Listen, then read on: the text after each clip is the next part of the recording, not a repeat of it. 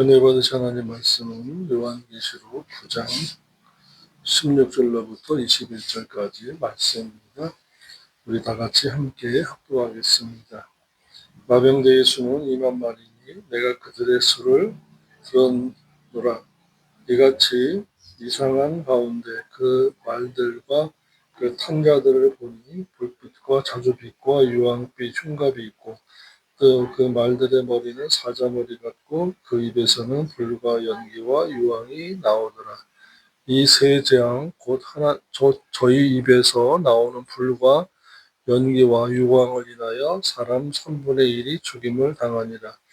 이 말들의 힘은 그 입과 그 꼬리에 있으니 그 꼬리는 뱀 같고 또 꼬리에 머리가 있어 이것으로 해하더라. 이 재앙에 죽지 않고 남은 자들은 그 손으로 행하는 일을 회개치 아니하고 오히려 여러 귀신과 또 보거나 듣거나 다니거나 하지 못하는 금은 동과 목석의 우상에게 절하고 또 그 살인과 복술과 음행과 도적질을 회개치 아니하더라. 아멘. 잠시 기도드리겠습니다. 하나님 아버지 감사합니다. 이 마지막 때에 저희가 예배를 드립니다. 진실하고 진리 안에서 말씀을 따라서 예배드리기를 원합니다. 진리의 성령님께서 이 예배를 주장하여 주옵소서.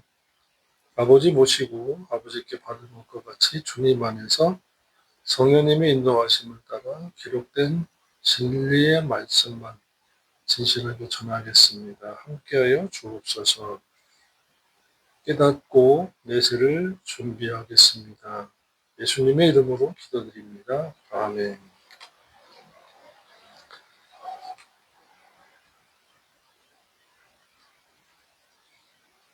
마병대의 수가 2억이다고 했습니다. 2만마는 듀오 미리아스 대 미리아돈인데 무한수를 뜻하고 문자적으로는 2억의 수다. 이 같은 자들을 모습을 17절에서 표현을 했습니다. 사람을 죽이는 것들인데 불과 연기도 유황도 사람을 죽인다고 했습니다.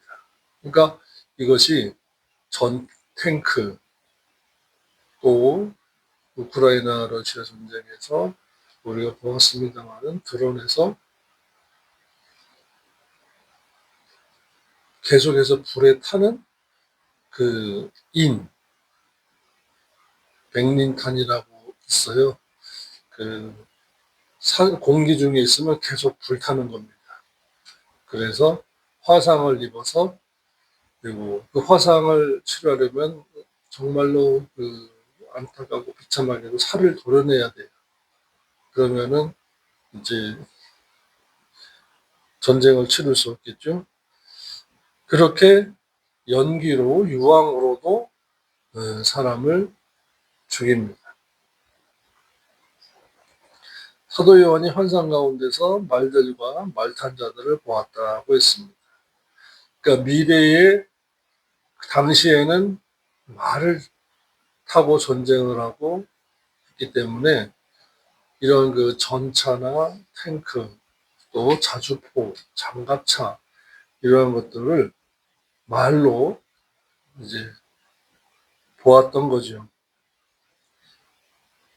그리고 이 말씀을 기록했을 때의 시대적 배경을 우리가 알면 이 마지막 때의 전쟁의 모습이 사람이 죽는 거는 맞아요. 그런데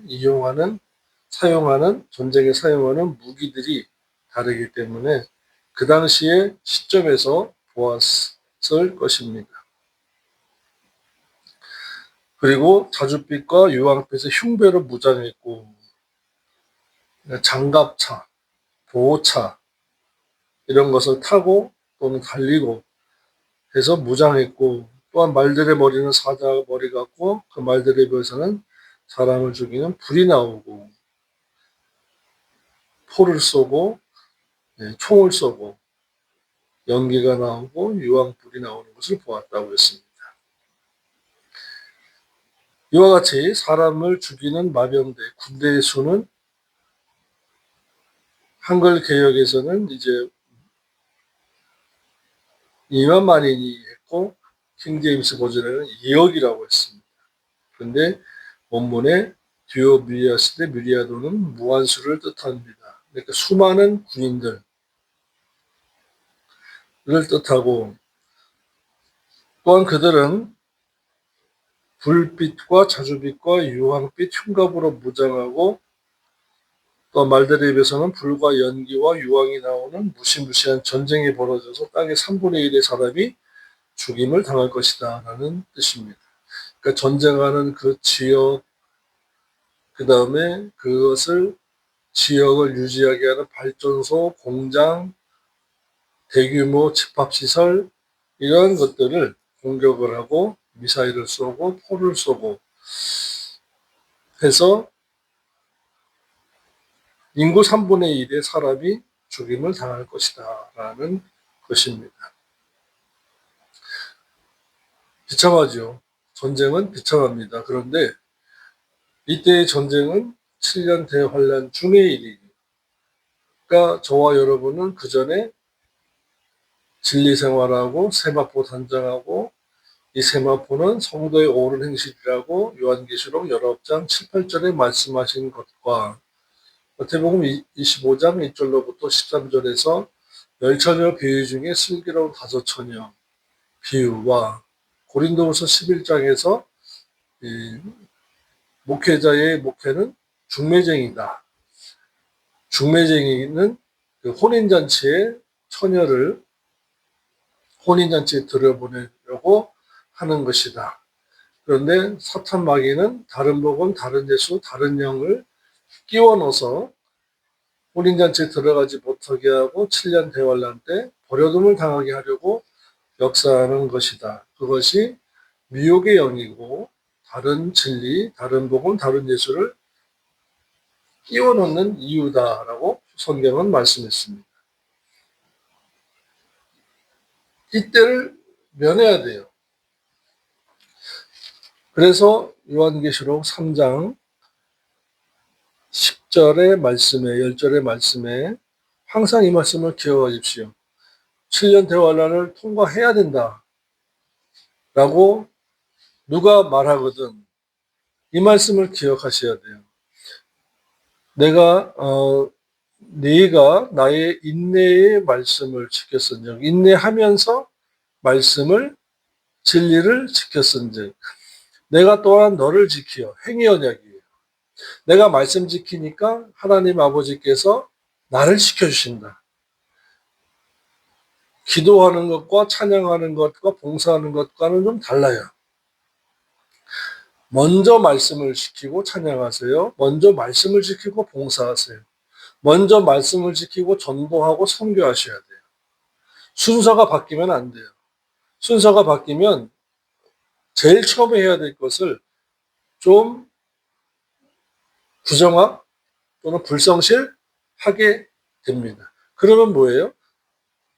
찬양과 전도, 섬김, 봉사가 진리 대신에 해도 되는 대체제가 되는 것으로 오해할 수 있기 때문입니다.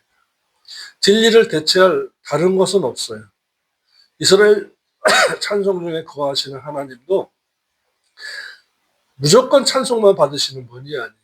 누가 찬양하냐? 진리를 지킨 진리의 백성이 찬양할 때 받으시는 거예요.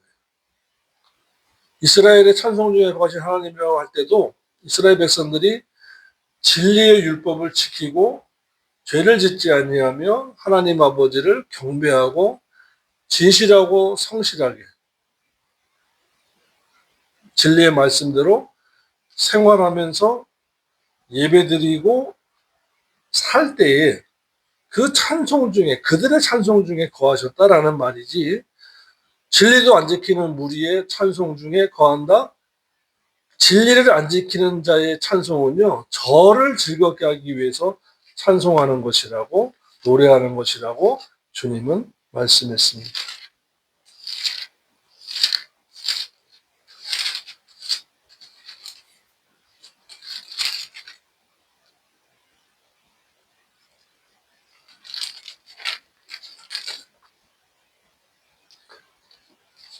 먼저 호세아서 6장 6, 7절의 말씀을 보십시오.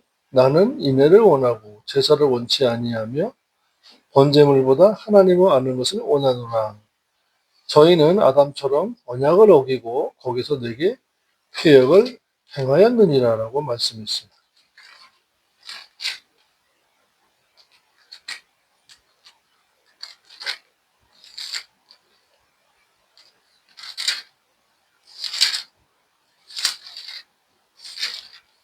그렇기 때문에 또 다른 성경에서는 다윗이 악기를 만들어서 노래할 때 자기를 위해서 했지 나를 위해서 했다고 하지 않으셨어요.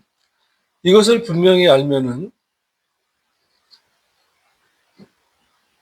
저와 여러분은 우선순위가 정확해야 한다는 것을 성경은 말씀하고 있는 것입니다.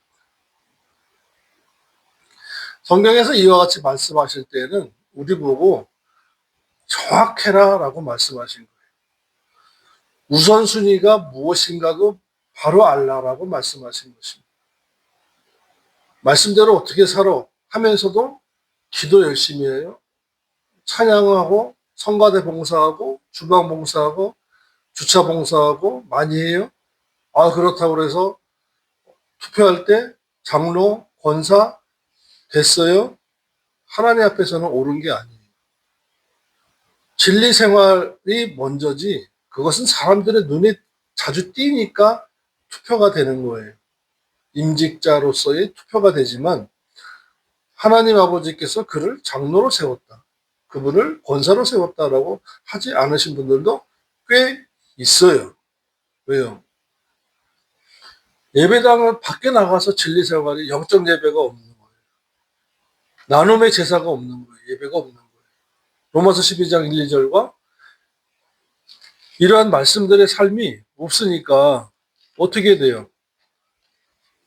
하나님께서는 나는 너를 권사로 장로로 세우지 않았다라는 거예요. 그런데 많은 사람들이 세워놓고는 말씀대로 안 살고 또 말씀대로 안 살면서도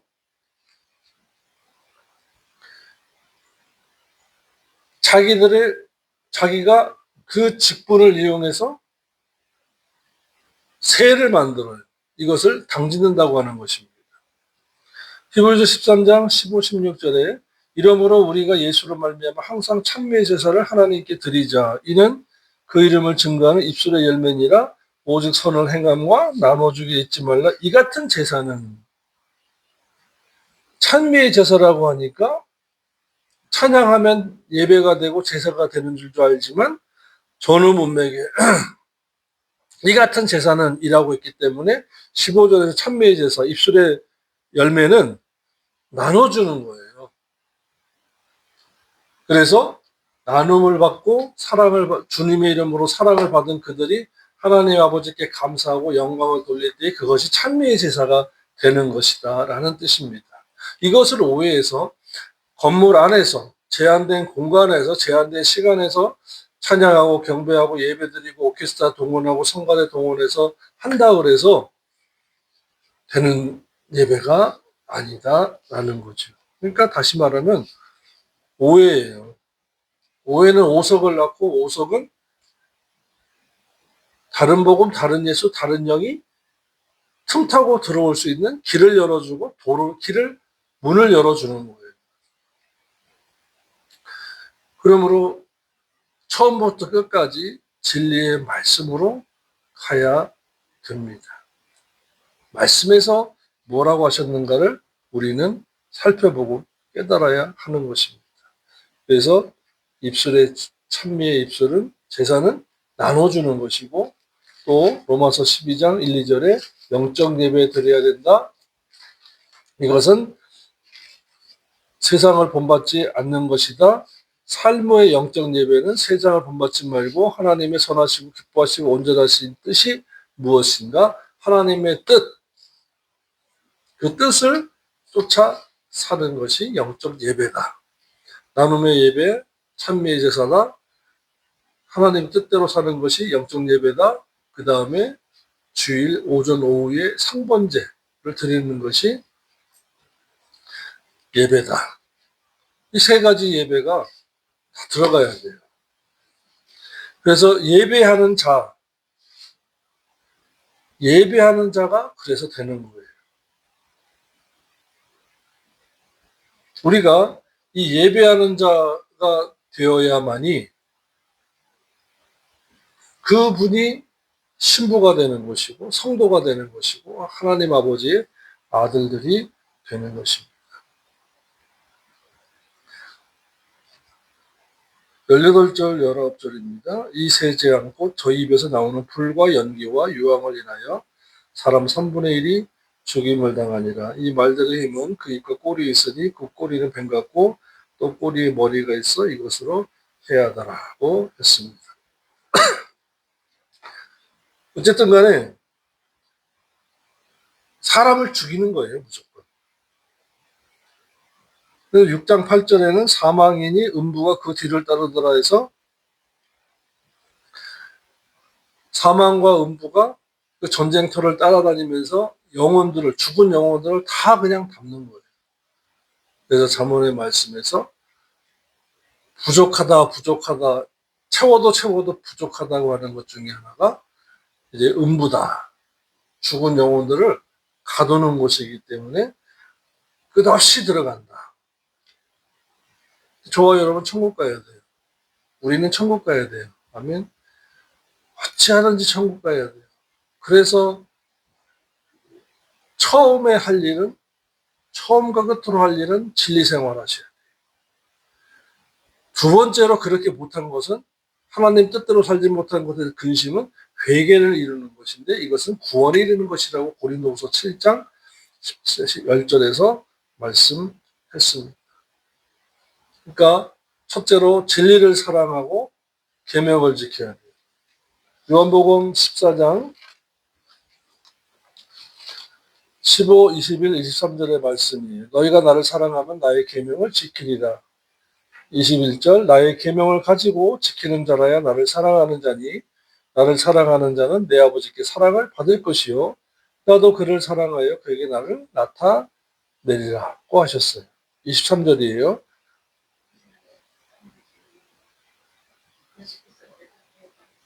사람이 나를 사랑하면 내 말을 지키리니 내 아버지께서 저를 사랑하실 것이요 우리가 저에게 와서 거처를 저와 함께하리라. 나를 사랑하지 아니하는 자는 믿었어도 목사, 장로, 권사, 안수집사, 서리집사라 할지라도 나를 사랑하지 않는다면 내 말을 지키지 아니하나니 라고 말씀했어요. 말씀 안 지키면 어디 가요? 천국 못 가요. 부활하지 못해요. 휴거하지 못해요. 그렇기 때문에 사랑한다면 계명을 지켜야 합니다. 아멘. 사랑한다고 고백하면서 계명을 지켜야 돼요.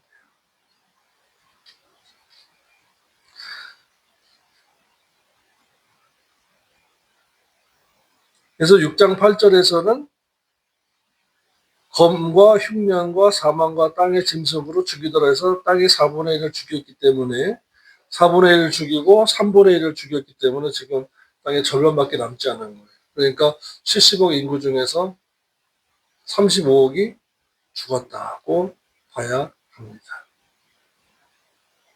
사람의 목숨이 아니에요. 파리 목숨과 같아요.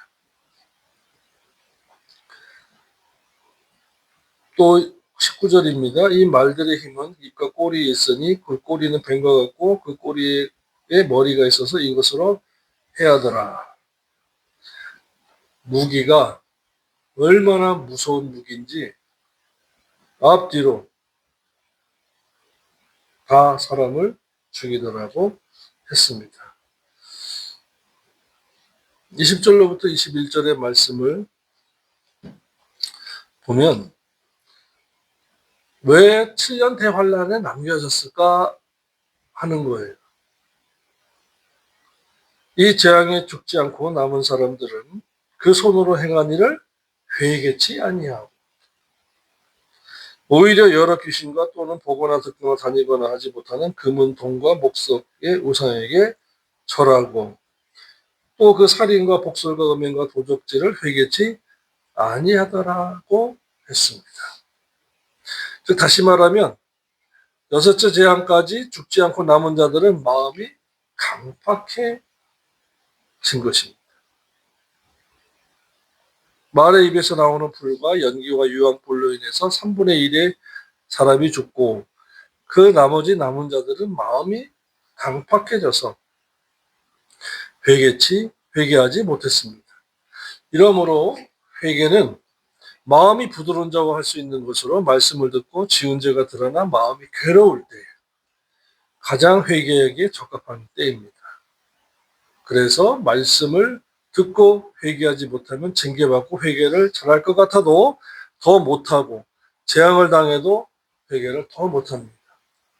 그런데 기억해야 할 것은 교회 시대가 끝났어요. 계시록 2장과 3장에서 그리고 4장에서 천상 예배를 보여드리고 7년 대환란이 지상에서 시작됐을 때 교회가 없잖아요. 말씀이 없는 거예요. 예배가 없는 거예요. 책망과 권면이 없는 거예요. 그러니 그 재앙 속에서 날아가는 독수리의 복음을 들어도 회개가 할 수 없는 거예요. 더 완악해지더라는 것입니다. 그래서 유대인의 구원의 숫자가 적어도 지극히 적다고 볼 수 있는 것입니다. 그러므로 회개는 언제 좋으냐? 사도행전 2장 36절이에요. 사도행전 2장 36절에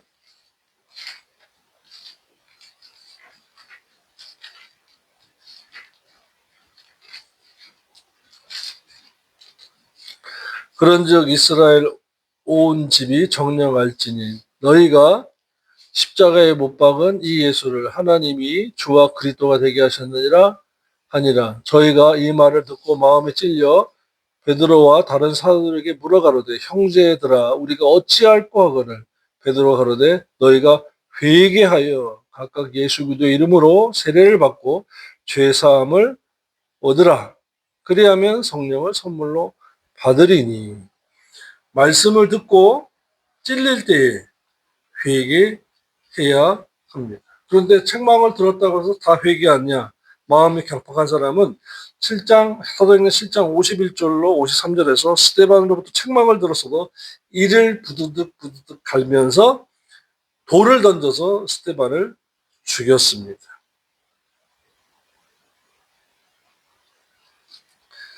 참,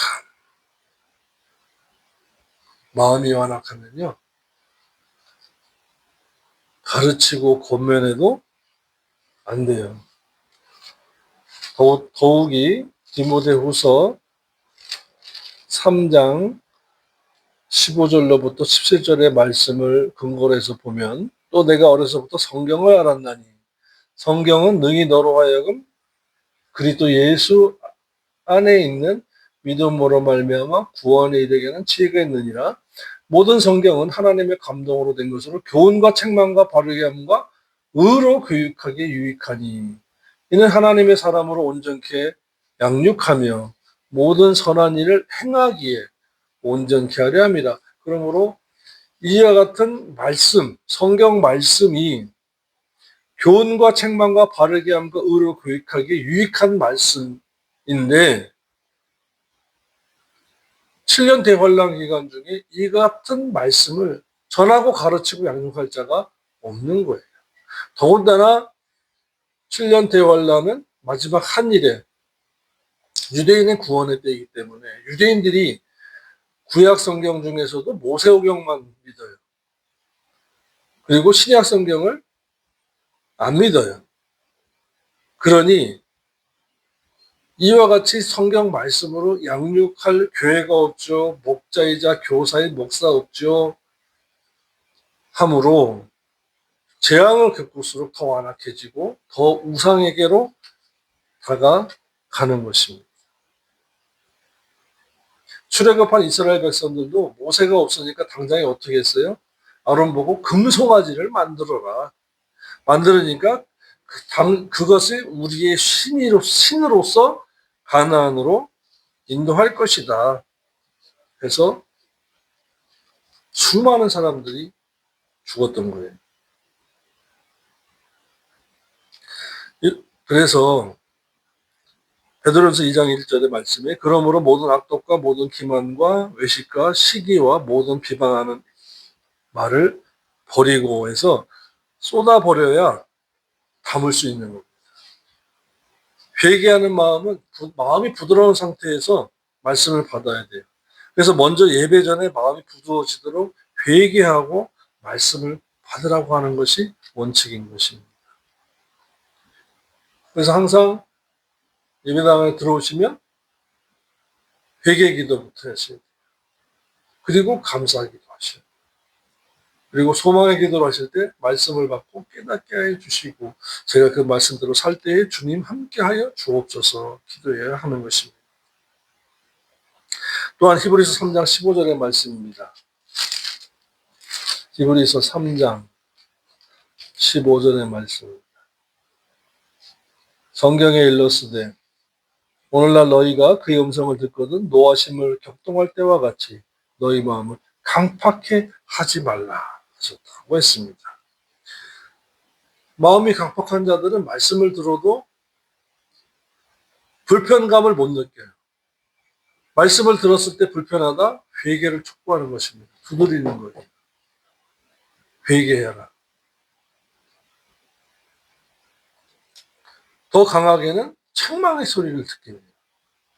처음에는 불편함감을 느껴요. 그 다음에 책망의 소리를 들려요. 울리는 거죠. 그런데도 회개하지 못합니다. 그래서 강팍함을 면하라고 한 것입니다. 그러려면 고린도후서 7장 10절에 있는 말씀과 같이 하나님의 뜻대로 하는 근심은 후회할 것이 없는 구원에 이르게 하는 회개를 이루는 것이요 세상 근심은 사망을 이루는 것이라고 말씀했습니다. 세상 근심을 버려야 돼요. 그리고 하나님의 뜻대로 살지 못하는 것의 근심은 마음의 불편함감, 그 다음에 말씀을 통해서 책망을 받으셔야 돼요. 책망을 받을 때 교회가 여기밖에 없나면 안 돼요. 마귀가 벌써 가룟 유다의 생각 속에 예수를 팔 생각을 넣어준 것처럼 마귀의 생각에 넣어준 생각에 끌려가면 안 돼요. 성경에는 다른 복음, 다른 예수, 다른 영을 너희가 잘도 용납하는 거라 말씀했지만 더 한 가지 가룟 유다를 비유를 본다면 다른 생각 이것을 배제해야 돼요. 이 다른 생각은 마귀가 넣어준 생각이에요. 예수 이름으로 물리쳐야 돼요. 예수 이름으로 대적해야 돼요. 그리고 성령의 생각 주님이라면 어떻게 했을까라는 이 거룩한 생각을 가지고 찾고 구하고 두들기면서 계속해서 앞으로 전진해야 하는 것입니다.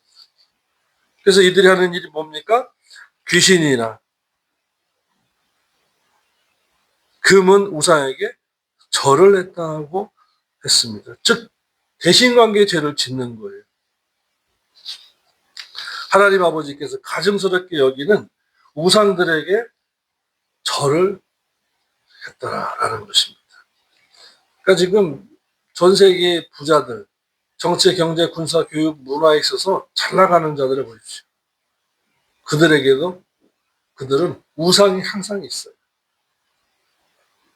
그리고 그들이 하는 일은 살인죄, 복술, 음행죄, 도적죄를 회개하지 않은 것입니다. 이들이 하나님을 찾는 것이 아니에요. 자기를 위로해주고 자기의 불안, 염려, 긴장, 초조감을 완화시켜줄 그런 신들을 찾는데 그것들이 바로 귀신이고 금은 보석으로 만든 우상이고 돌로 만든 우상이고 눈에 보이는 우상이면서 동시에 살인죄와 복술, 음행죄와 도적죄를 짓는 거예요. 그러한 죄들을 지으면서 당연히 신을 찾지 않죠. 정확하게 하나님을 안다면 그런 일을 할 수가 없어요. 그들이 어떠한 신을 찾는다라는 것은 자기의 죄를 감춰주고 커버해주고 위로해줄 우상을 찾는 것입니다. 참 요즘에 유튜브에 보면은 갱 중에서 회개하고 침례를 받고 도둑질 살인자 중에서 교도소에서 침례를 받고 한다 그래서 침례식 하는 것을 찍어가지고 박수치고 침례는 의식이에요. 근데 돌아서서 그 삶을 유지하면서 출발해야 되는데 말씀을 가르치고 양육하고 경건의 훈련을 시키는 자가 없는데 다시 돌아가는 것밖에 없어요. 우리나라에서도 큰 도둑한 사람이 교도소에서 복음을 받고 예수님을 영접하고 집사가 됐어요. 근데 나중에 도둑질해서 잡힌 거예요. 못 버리는 거예요. 어려우니까 할 수 있는 것은 그거밖에 없으니까. 그런데 더더욱 마지막 때에는 살인죄, 납치해서 장기를 적출하거나 아주 입에도 담기 어려운 더럽고 무서운 죄를 짓고 음행죄와 도둑질을 더더욱 크게 합니다. 이것이 마지막 때라는 거예요.